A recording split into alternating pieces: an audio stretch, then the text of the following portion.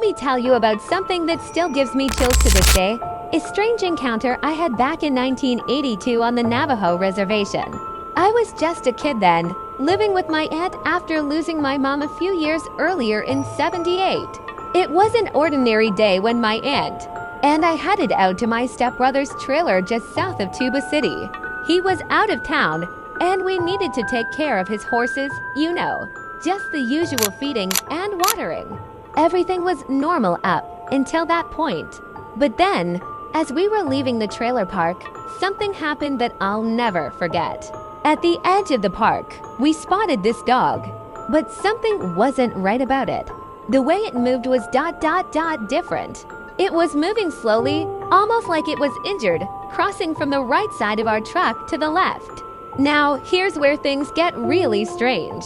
As we got closer, this dog, if you can call it that, turned and looked right at us. I mean, really looked at us. And in that instant, something impossible happened. Our truck just died. Everything went completely dead. The engine, the lights, everything. Time seemed to stand still in that moment. I don't even remember what happened next, except that when this creature finally crossed to the other side of the road, our truck suddenly came back to life, all by itself. I remember looking over to where it had gone, seeing it one last time on the other side. You see, in Navajo culture, we know about things called skinwalkers, shape-shifting beings that can take animal forms. And looking back now, I'm convinced that's what we encountered that day. It wasn't just some injured dog crossing the road. It was something else entirely.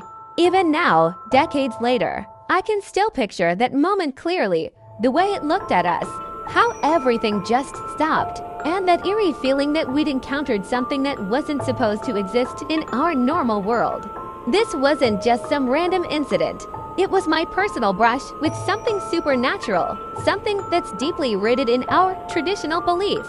That day taught me that sometimes the stories our elders tell us about skinwalkers and other supernatural beings, they're not just stories. Sometimes they're warnings about very real things that exist in the shadows of our world.